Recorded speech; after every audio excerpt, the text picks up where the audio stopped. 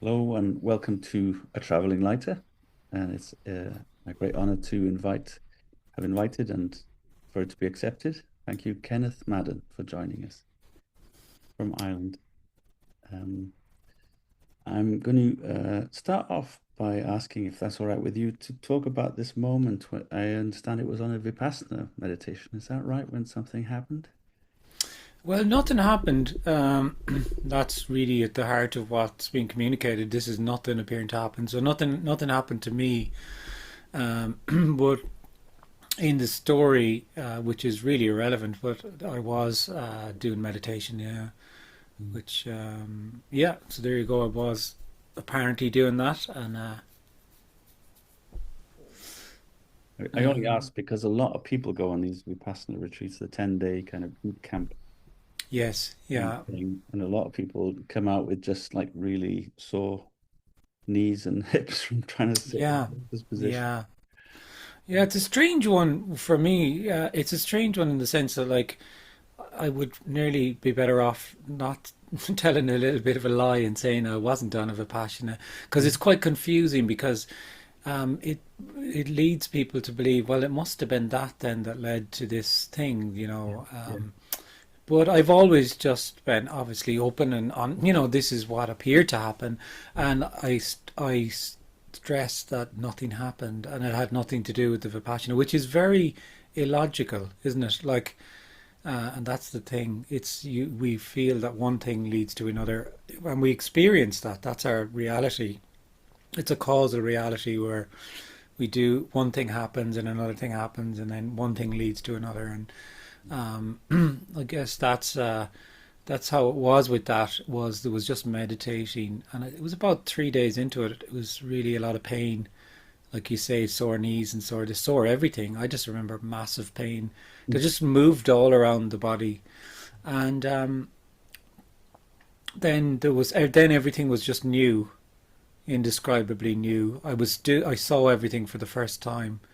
It was down in Kerry, so I was looking across at the peninsula. Which peninsula was I looking across at? I can't remember now. It was one on the Beara Peninsula, so I was looking at the next one over, and then I'd seen the hills. Then I'd been looking at them for 3 days, and then suddenly I was seeing them, and they were new. And then I tied my lace, and that was the first time I tied my lace, and everything was new. And that's kind of what appeared to happen. But probably the other context to that Vipassana thing was my friend had recommended it, and she was a really good friend of mine. And it happened at the end. I think I'd finished my studies, and I didn't know anything about it or have any idea of it, like no idea of it, other than, what, this kind of suits, and I think I'll give it a go. So that was kind of the context, I guess. And so I didn't have any hopes for it, or didn't know anything about enlightenment or any kind of. There was no goal with it, I suppose. And that was it, really. Then I came away from it thinking that something had happened to me, of course. Like, something happened to me. What was that? And it was far beyond any experience I'd ever had. Like, an experience, it didn't really touch it. It was something other. And that was me launched into the world of seeking and spirituality, and kind of really just consuming books. And YouTube had just kicked off probably the year before. So it was great. You could just look up anyone. Everyone and anyone was on YouTube, so you could listen to all these talks and interviews and all that. Mhm. That was me kind of gone down the rabbit hole then of what happened to me. That's interesting because there are those people who do all the studying and the seek, and then they something happens, and then are those something happens, and then they try and make sense of it.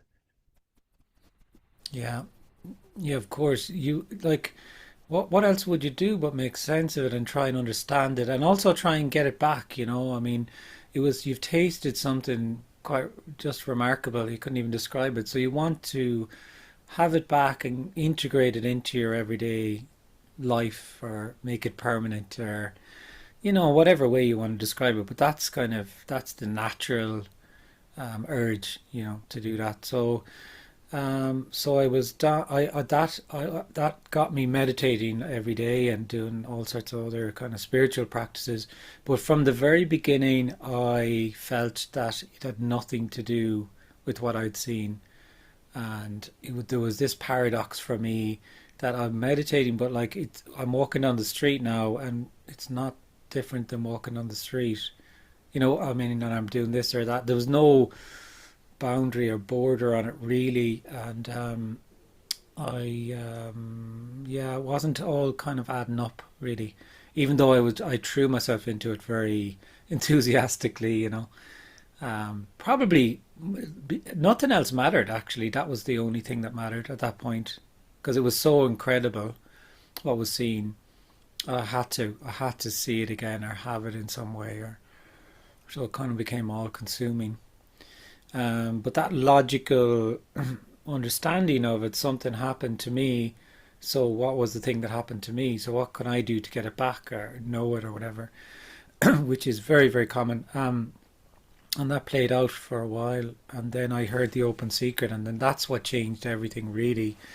Because listening to the Open Secret was energetically very much um, very similar to what I'd seen, or very resonant. The resonance of it was akin to what was seen. Just listening to it, and also it was the first person I'd heard who suggested that nothing had actually happened to me, and I hadn't done anything, but that actually just the sense of me had fallen away. So it didn't have anything to do with what preceded that, but of course logically you would imagine it did. Yeah, good old And that Tony was kind Parsons. of, huh? Good old Tony Parsons. Yeah, Tony, like as he's many people now at this stage have kind of uh, first heard Tony and resonated with him. And now, of course, like at the time, I don't think there was really anyone else speaking. There was a couple maybe, but now there's quite a few more. But yeah, so So that that, was it. That's the story, yeah, you, and in a nutshell, really, the story that's not relevant and not, you know, that's why I often don't even tell. I don't tell. I usually don't tell it at all. But I think it keeps coming up because I had it in the. It was in the Conscious TV uh-huh. interview from 2010. So Can I ask that moment when you listened to the Open Secret, was there a feeling of something being let off the hook? This kind of, oh, I have to understand, or I have to really, I don't know. it'd be Some, very hard for me to say really what sort of feeling there was, other than there was just a massive energetic resonance with it, mm, and probably a little bit of not liking it, and then being in love with it, and then being intrigued by it, and then mm, maybe some of what had gone down that rabbit hole, that spiritual rabbit hole, was kind of like not liking it either. Like kind of, I don't think I like this because it was very different to all these other characters I was listening to. But just really, whether I liked it or didn't like it, it was just resonated so strongly.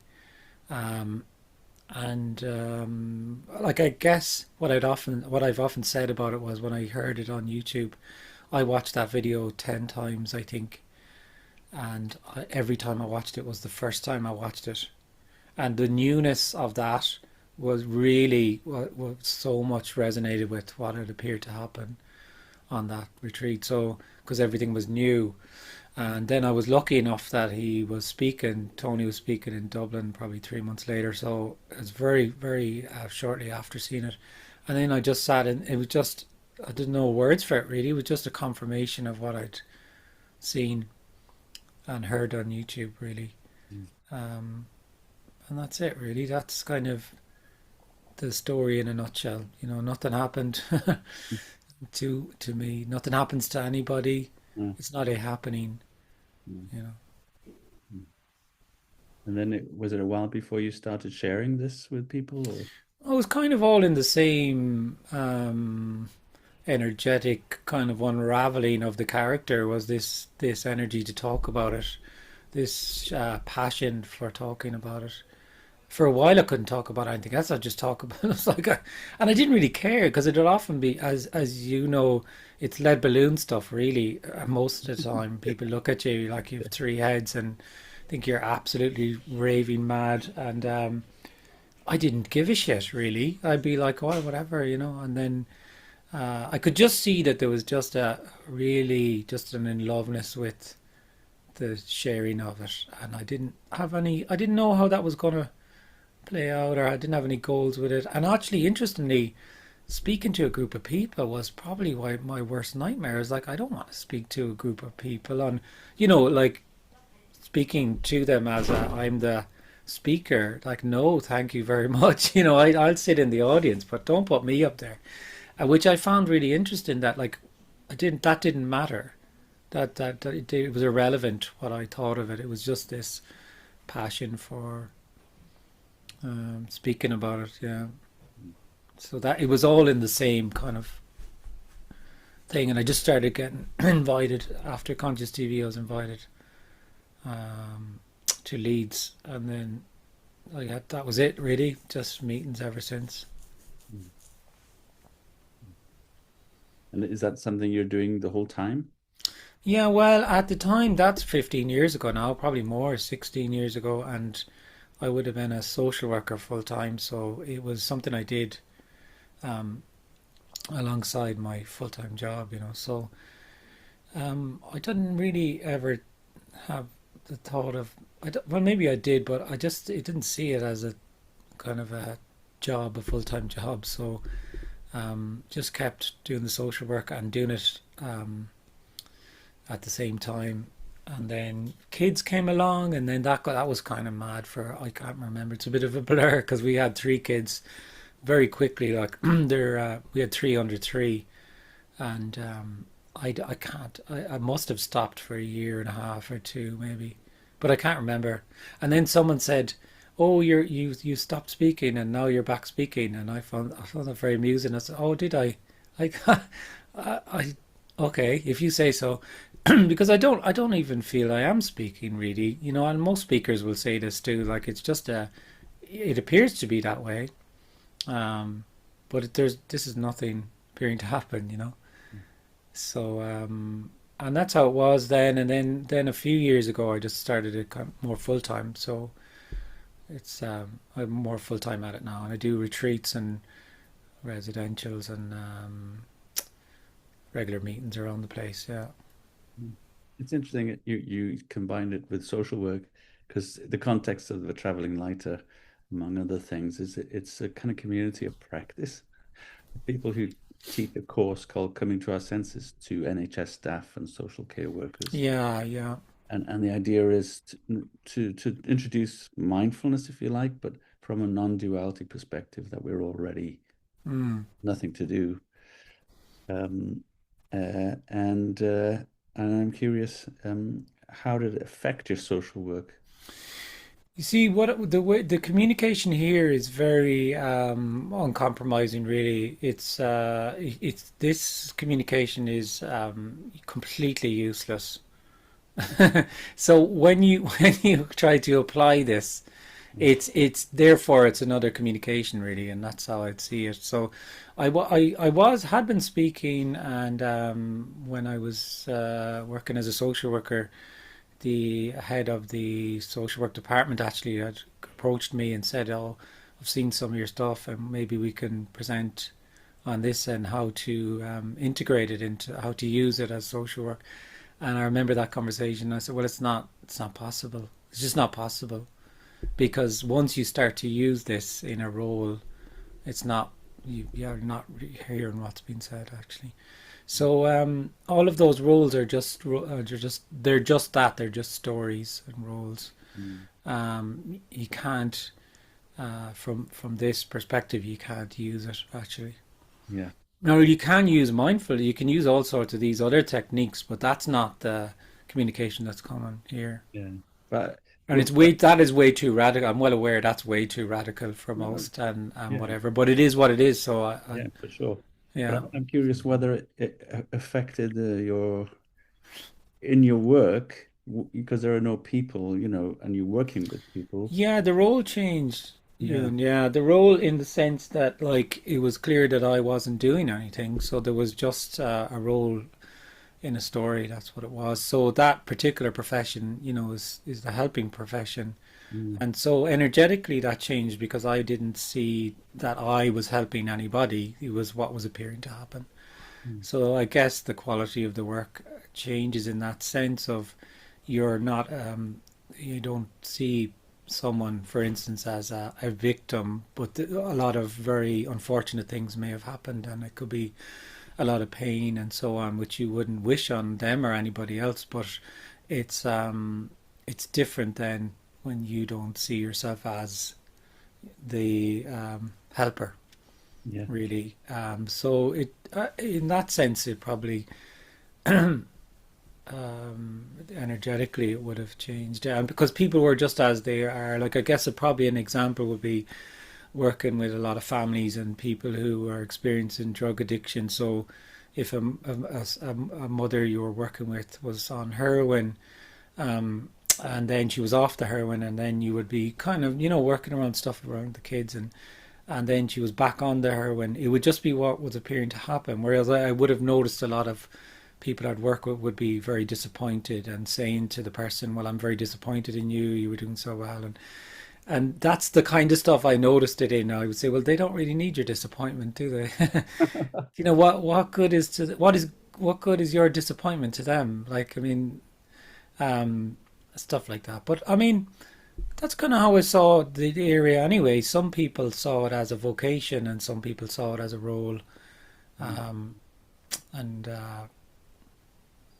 and that's how I would see all of these things are roles. Whether you're a shopkeeper or a barrister, a judge, or you're sweeping the streets, it's just a story, actually.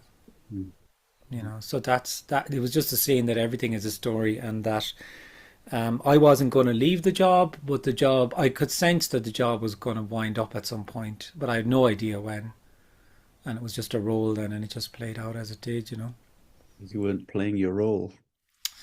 Um, yeah, I don't know. You see, I can't say how people found me then, because Mm. if in that sense, some people would not want to be around you because they energetically want to be, oh, well, no, you're not playing the game that I want you to play because you need to be the helper and I need to be the one that needs to be helped. You don't know your lines, my friend.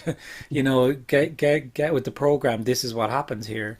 And then other people, and others that were more, it would very much kind of resonate with that of like, oh yeah, that this is what's appearing to happen, and whatever. So that's gonna how it was. And then in the end, I did palliative care, which was interesting in that it's death and dying and all that stuff. So I guess where you could say that was something notable about that would be that it's obvious that nobody dies.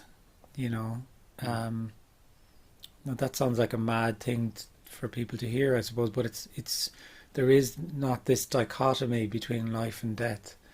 There's energy. That's all there is, actually.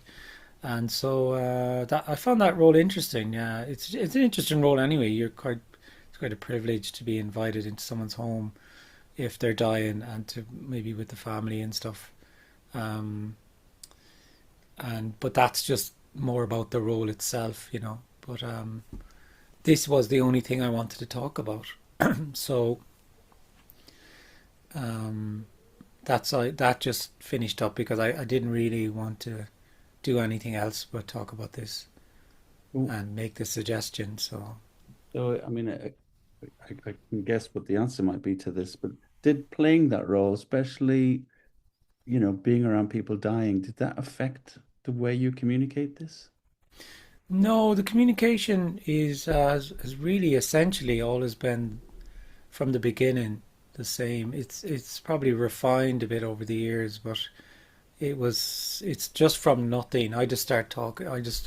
It's nothing to do with Kenneth, actually. Um, and it's just energetic, and I've no idea what's going to be said, really. Like, um, so I don't ever feel that. I never felt I was doing it. So the role, maybe some of the some of the kind of insights about people at end of life and things, but they're not really that relevant either. It's not really that none of it's no role is relevant to this communication really. Um, yeah, yeah, it's just energetic. Like I mean, what that's all. That was maybe that a little bit more talking about that in the meetings and bringing it in slightly that when you were with someone who was dying or when the family were with someone who was dying, it's very natural. It's a very natural thing, and I got the sense that a lot of people felt there was nothing to be afraid of at all, but they mightn't be able to put that into words because really no, nothing happens actually. Nobody dies. Mm. Do you is it a word that even you can associate it with this communication, but is there an element of compassion that arises? Um, with the communication, is it? Well, kind of, because you're obviously day in day out with people who are suffering, because they're stuck in a role or they think they're their role or whatever. See, I don't see anybody. That's the Yeah, difference. yeah, So who would I feel compassion for? yeah. All I can see is aliveness, peopling, Mm, and then those bodies then say to me in a meeting or in discussion that they feel like they're an individual, but I can't see an individual, and that's what makes the communication the communication. That's the energy of the communication. Then instead of being seen as an individual and spoken to as an individual, you're being seen as unconditional love. mm, So that's the compassion, if you like. And most of what I hear people describe as compassion is within the dualistic dream of empathizing and putting yourself in someone's shoes and imagining what it's like to feel certain things and all of that.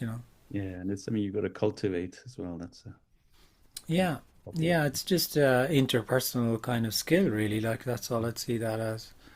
It's much more powerful, I would say, for it to be seen as nothing being everything. And that's what makes it then, when there's a resonance with the communication, then it makes it that it's just like nothing else, really. It's stunning, and it's also really confronting at the same time. Um, or maybe really confronting, or could be both at the same time. Because the one that feels separate wants to be acknowledged, of course, and wants, that, like you say, compassion for me, the one that feels separate. But when the speaker doesn't see you, Mm, you know. mm, mm. If there's nobody here, this is something that's come up previously. Who's responsible? And that's coming from this kind of sense of integrity in that a lot of people are that like in these positions, if you like, have a certain power that um they without maybe having the reflective capacity abuse.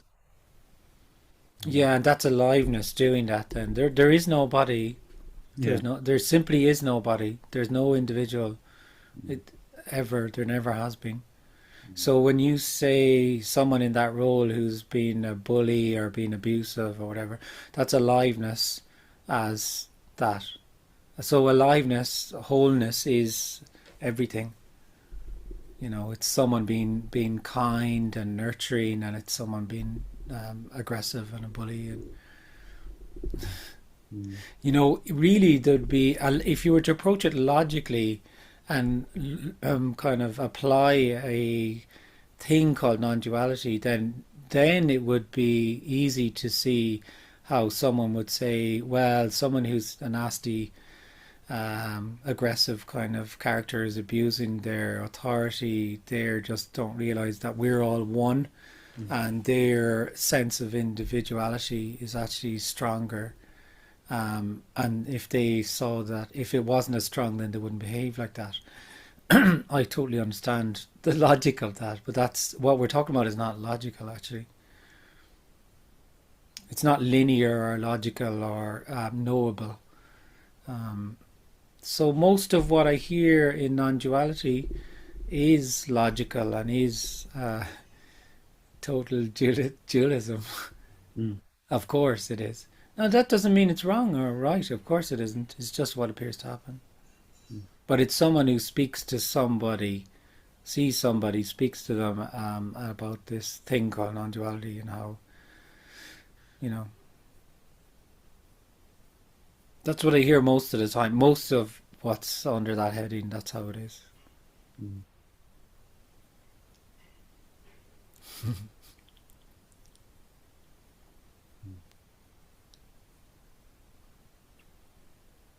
We've had Catherine join us while you were talking. Don't know how much of that you picked up, Catherine, but you're very welcome to chip in if there's anything that comes to mind.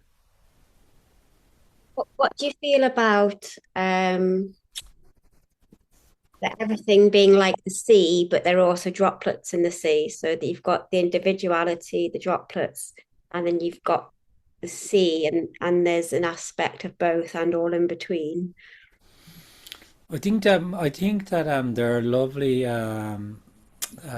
metaphors and images about there's all sorts. You're not you think you're a wave, um, and you're wondering about the ocean, but actually you're the ocean waving, and there's loads of water ones and different things. I would say that what I'm suggesting, well, I'm not suggesting, but the communication here, it's absolutely, completely, totally, and utterly unknowable. It's not anything you could grasp in any way or describe or know. And the suggestion is that's actually what we're yearning for is not knowable at all. And any knowing comes from the individual. And then the individual's idea of this would be full of those kinds of things in which, yes, there's wholeness and there's only what's going to happen, but whilst you feel like an individual, why not try and do this or that, the other? So that's a compromised communication for me then, and that's pure dualism, and that's what most of what falls under the heading is. It's not bad, and it's not good or bad, or it's not wrong or right or anything. It's just what appears to happen. A clear communication is one that really the words are of very little importance. It's a conversation, and a conversation is just energy. It's just energetic, because everything is energy. That's all there is energy. This now is energy. Zoom meeting, chairing, bodies, breathing. There's just aliveness, just energy. Um, the the apparent person, when in the conversation, can stay with the conversation on a conceptual manner and in an understanding, which is fine. That's what happens. It's kind of a logical follow on the what's been said conceptually. And that's not what the conversation is about at all.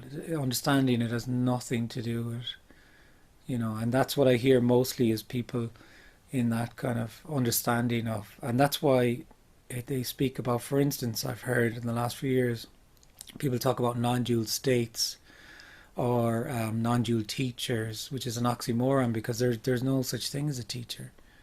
And these are all expressions that would come from, of course, because that's what happens. The energy of the individual grabs a hold of everything, and is an overlay onto it then. So it's kind of a long-winded answer, Catherine, to your point, but you can have all of these lovely expressions about like the one you said there, and they're really of very little interest to me. I don't, because it's not about understanding. It's all energetic, and so when that sense of you, that really lived sense of separateness, just isn't there. It's you couldn't tell anybody, you couldn't describe it. It's not an event, it's not a happening, it's the end of events actually, and there's just whatever is appearing to happen. And that apparent shift, and it's apparent because you're already not there, but that apparent shift is totally energetic. And that's what the communication is, and the meetings are there. It's all energetic. And that's how people are, when there's a resonance with it, it's an energetic resonance, and so people feel there's something in the, and often actually would say, there's something about this that is just, I can't describe. It just keeps me coming back. I'm coming back and I'm coming back. I don't know why I'm coming back, and actually I don't really like it, or there's it makes me very frustrated, or so you often get that push pull in the same, kind of hearing of it, which is a nice illustration of how the individual kind of reacts to it. I'd say. Yeah, I'm sitting here thinking, if you listen to this and you like it, then you're not getting it. Yeah, the individual can't actually hear it at all. So a clear communicator is not speaking to an individual, whereas the other communicators, again, it's not right or wrong. Nobody can do this anyway. So, but there you can sense that people are being spoken to, and then it's knowing, they're telling people something they know really. So energetically, it's totally different. But the individual wants nothing to do with what's been suggested, because the individual is just being an individual.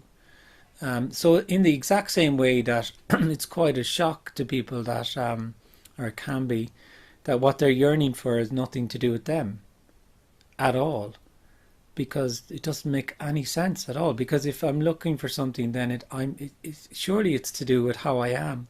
Like I'm not enough this, or I'm too much of another thing, and it's incredible. It's nothing to do with you, how you are, because you are just a story. So how the story is doesn't matter actually.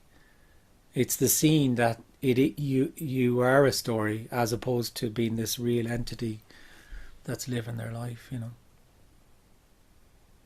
But if you feel you're a separate entity living your life, then that's also just wholeness as that, and it will play out like it does.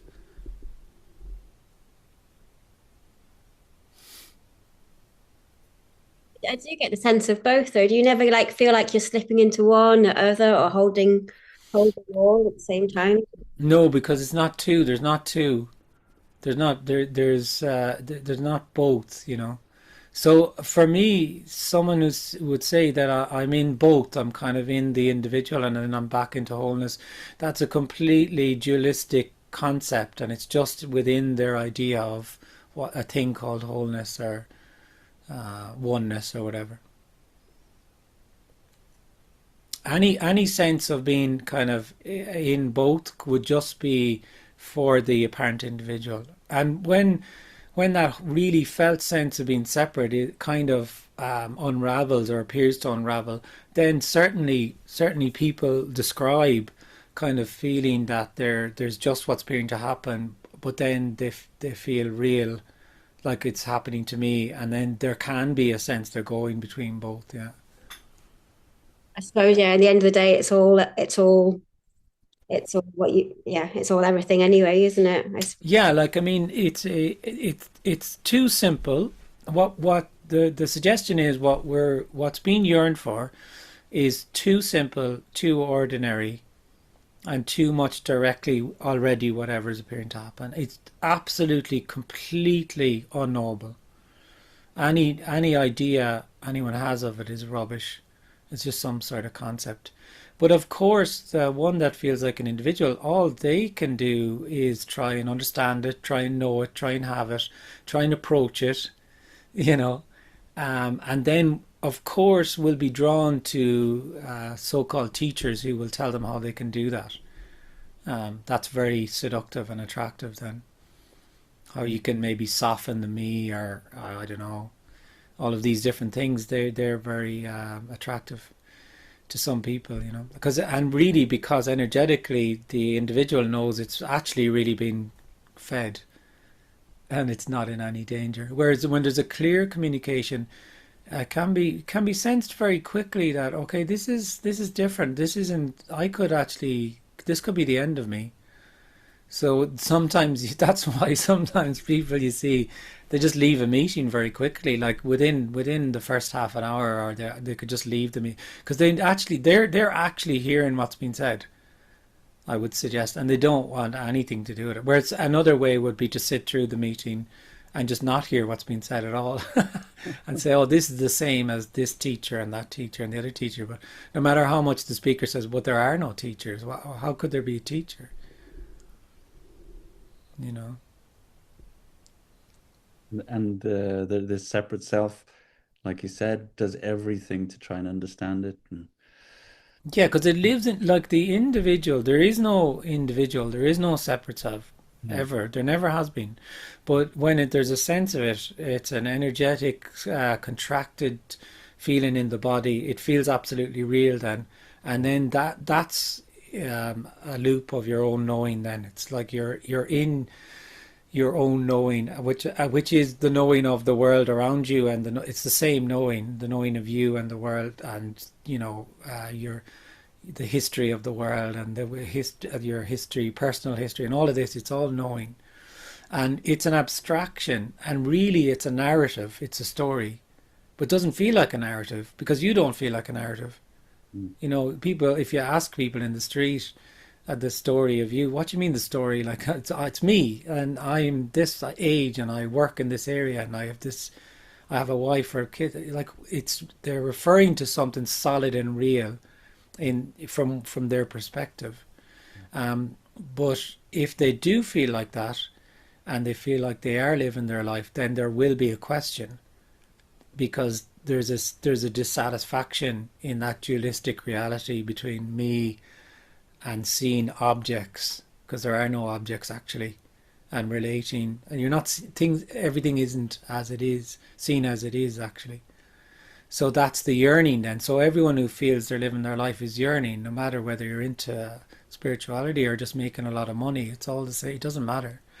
And for some, then there's more of sensitivity and curiosity about another possibility, say, and more of a keen awareness of that sense of there's something missing that I can't really put my hand on it, so then, or my finger on it. So then you're attracted to all these different kind of suggestions, of course, whatever they are, Buddhism, non-duality, so on and so forth. And then whatever resonates with you is what resonates with you. And it's not wrong or right. It doesn't matter. It really doesn't matter. So someone is into meditation and they're following some guru and they go out to some ashram in India or somewhere else, then that's just aliveness, wholeness as that. And they will feel that that's maybe getting them somewhere closer to a thing they might conceive of as wholeness, or oneness. But the big joke is there's always all there is already is just wholeness. And then what's been yearned for had never gone anywhere. It's simply whatever's appearing to happen. this poor, like, what do they call it? And Shakespeare says, fretting their hour upon the stage, Yeah. will never give up. Is that right? No, absolutely. I mean, the individual is just being an individual. There is no individual, but life energy as an individual is just like I've always kind of described it like a closed loop Mm, of just feed, and that's the knowing as well. The information that filters through is sieved in that manner to confirm your reality, and mm. you feel your reality is a thing called reality, and it's all it is an abstraction or a model, of reality, and But that's wholeness as that. That's unconditional love as that. It's not an issue or wrong or anything. this idea that it's going to go round and round until it completely fails in everything it tries to do to meet this yearning, and then it kind of collapses.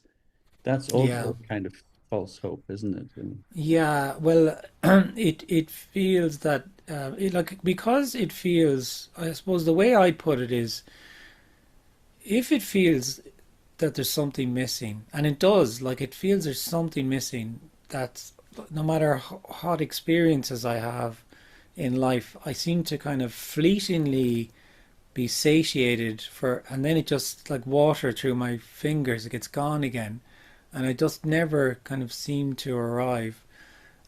So there's something missing. So then, of course, to the individual, if there's something missing, then I can find it, and other people have found it. All these great teachers and gurus and sages and all this, they've found it. So, and they've laid a path for me to find it. That's absolutely logical.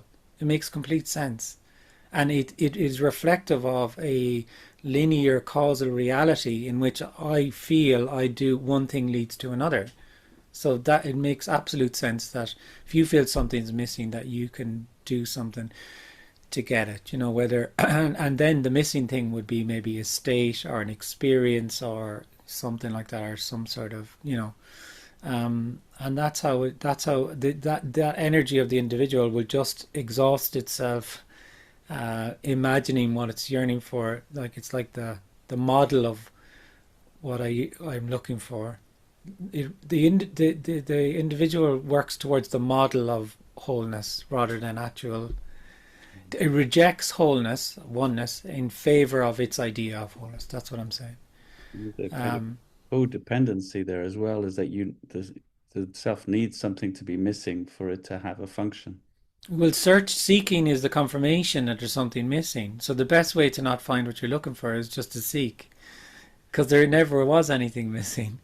So the apparent individual is just going around like a dog chasing his tail, feeling that there's something missing, and then trying to find the missing thing, and then by trying to find it confirms that there's something missing. So the whole, that's the energy of it, and that's the divine comedy. Then is when this is seen, is that what was yearned for had never gone anywhere. Obviously, it was always whatever was appearing to happen. So what appears to appears to hide by simply being what's appearing to happen. So it's sitting on a chair, breathing, a screen. It's too ordinary and direct and already the case. And that's how it appears to hide then. So then the apparent individual would much rather just keep busy than looking for this thing called wholeness that was described by some non-duality teacher who said he's in a non-dual state or something. It sounds great, and it keeps the me busy then. Or maybe I can find a non-dual state too. And that's how it, that's how it works. It's just energy. All it is just energy, just playing out like that. There never has been an individual. Does that from the perspective of the communication, is that cosmically funny all the time? What does the joke with it? No, I'm not in a state, like if you don't feel like, if there's no sense of being an individual, it's the end of being in any kind of state, or you're not in a state, or having, it's the end of someone having experiences as well, actually, because you need to be separate to have an experience. So it's just simply that there's whatever is appearing to happen. So there's nothing even to say here really, other than when there's a question, there appears to be a question, and there's a conversation, and that's why often in the meetings it open up and speak for 2 minutes, and then there's nothing said for half an hour, because I'm not giving someone a lecture. There's nothing to know, there's nothing to learn, so if there's no questions, and often it's like that with a lot of maybe the clearer, uncompromising kind of communication. You'd often see them meetings. There could often be nothing said for a long time, and it wouldn't matter because there's either a question or there isn't. I don't. Yeah, there's no thinking about that this is divine comedy or this is anything. There's just immediately whatever's appearing to happen. And I guess the second part of what you're saying, though, is interesting, that there's nothing. It's not that it wears thin anymore because everything is new. Everything is new. So when you don't feel like you are, it's clear that you're just a story. Energetically, that sense of separateness isn't there.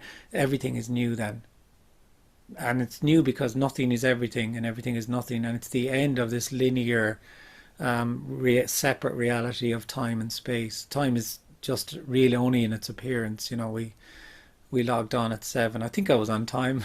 Yeah. Excuse me.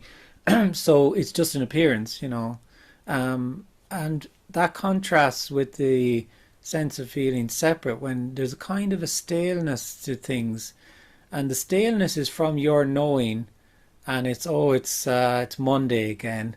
I know Mondays, and I'm speaking to you and again, and I know you and from years ago, and but you know what I'm saying. It's on and on. You're in your knowing, and there's a real sense of repetition, and you see that people talk about, oh, this guy again and this again and again, and you never jump in the same river twice, as the Buddhists say. So your again is an illusion because you're just meeting your idea of Monday, you and different people, different things, different scenarios. You're just in your knowing, and that's what gives it this kind of staleness that some people have more. Some people have it much more than others, I would say, but the newness couldn't be described or imagined, and it's only when there's not that sense of you, and then there's not, then there's nothing being everything, you know. And in these moments when you were working in palliative care and there was this energetic change, or release or whatever of death, was there a sense that people were um, not hearing the communication, or Oh well, I would do that was a role, I was in a role in a story, and so there wasn't really any. Sometimes this conversation came up for sure, but only when there was just some sort of openness to another possibility. And as I said, then it was the only thing I wanted to talk about. It's the only conversation anyway. So then that role, I knew that role was going to be moved away from. But I mean, there's very little to say about it other than to say that there's no death really. There's not this dichotomy of life and death. And so therefore nobody dies. Nobody's born, lives their life and dies. And that can be obvious to people or may not be. And also people die the physical death is completely unique to them. So you die as you lived. You'd often hear that saying in palliative care. So someone might slip peacefully into the night, holding their loved one's hand, and and all of that, and someone might go kicking and screaming, and both are just that's how it was for them or is for them. Um, so yeah, I don't have any, like, I don't have nobody, for me, nobody has any terribly insightful things to say about death, because you can't really say anything about death in the same way as you can't say anything about life, because they're not two different things. There's just aliveness, and in this aliveness appears this separate reality, feels like a reality for the individual, and then there's a beginning, a middle, and an end, and it's a movement forward in time, and then you have saying something significant and saying something meaningful, and then you have that whole reality then. mm, But it's whether it's not really relevant to this communication whether someone is nearing death or is not, because it doesn't matter. There's no life, or there's no such thing as death. Only the appearance of it, and all of it's full on life. So when somebody, in that role, you're with people who are just devastated, absolutely, completely, totally heartbroken, because it can often be not the case that it's someone's ready to go and maybe elderly and going to slip away. It could be they're very young, they're leaving kids behind, and it's just all heartbreak, and that heartbreak is unconditional love, because it's energy as heartbreak. It's what's appearing to happen. So what I'm speaking about is that wholeness is not describable, but wholeness is full on aliveness, full on aliveness, not your kind of idea of full on aliveness, which is you and aliveness, in which you kind of take a bit and then you kind of push away that bit, and it's all embracing of everything, pain, everything. It's all aliveness.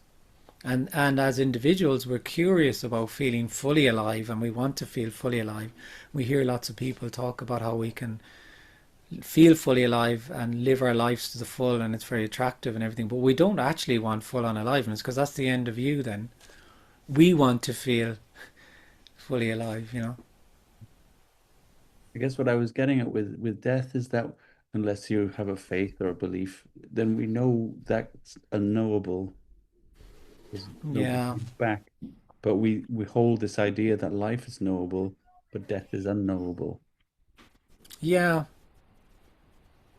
yeah. I guess well, that varies though, because people feel they do can know death, and they have stories about how the continuation of the story of me, whether it's reincarnation or heaven or whatever, because it's just so like it's so confronting and so so the end of me, like how can that, that's really people in an abstract way or an esoteric way are afraid of their own absence when they're afraid of death. That's what they're actually afraid of, their own absence. But of course, all sorts of fear can arise around death, and there's fear that arises naturally in the body, and there's also other fear, like fear for my children. If I'm going to, who's going to care for me? There's all sorts of. But in general, often when people talk about death, it's really they're afraid of their absence, Mm. and that's the divine comedy, is that you're not there.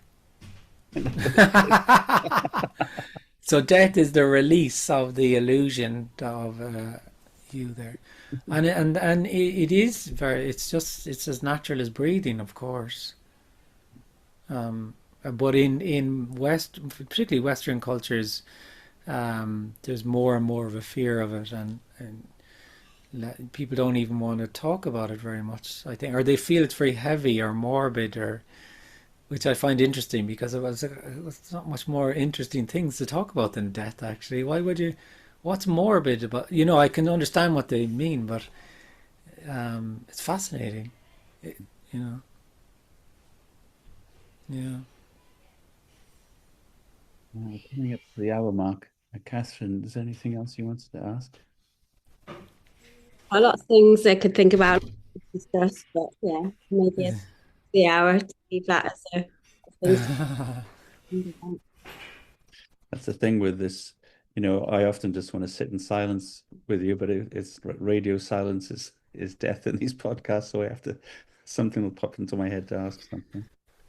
Yeah, I know that I have that on my own Zooms, because well, people are used to them now at this stage, because you could just say hello and say talk for a couple of minutes, and we could just sit for half an hour, and there'd be nothing said, which some people find confronting, and then other people, that's their favorite thing, is and especially in the live meetings, there's an energy to all just this conversation in a room with people, and there's something interesting about these apparent silences energetically, but they're totally organic. You just don't know. If you try and bring it about, you couldn't Painful. couldn't do it. Yeah, you couldn't do it, and um, because it just it's singing of what I'm saying, is that it's beyond words. It doesn't matter really what's said. Um, Do you have any retreats coming up soon or in the new 2020? yeah, I'm gonna planning out 2026, you, and so um, I need to update the website now and kind of try and get as many in, so that because a lot of people travel, and they might be from America, or they're over in Europe, and so the sooner I get them in, the better. So I'm going to Vietnam in April. I was there 2 years ago, Yeah, and we have a friend out there, a friend of the kind of non-dual speakers, puts a few people up, and it's brilliant. It's really beautiful hotel in Phu Co Island in South Vietnam. Still some places on that, and then really my plan is more to kind of do stuff in the west of Ireland, because I did a retreat here in September and it was great, and I'm going to do kind of bigger retreats and little mini retreats here. Um, so I'll have a few of them. They'll be on the website soon, and it's easy to get to. People fly into Shannon Airport, which is a couple of flights a day from London, and pick them up, and we'll, you know, um, yeah, definitely gave me another reason to come to Galway. you'd be very welcome. You'd be very welcome. Yeah, And I'm regularly in London and Amsterdam. I do once or twice a year as well. But I'm trying to travel a bit less. I want to try and do more stuff from Ireland. Mm. And I do a regular thing as well where people can join me just for it's kind of like a Zoom with guests where I only go down the road, so it's not far from me, so the cost is minimal, and so often I just all I need is one person really, like an interview, like kind of what we're doing actually, just kind of I'll try and do the first Friday of the month, but then sometimes you could have five or six or seven as well.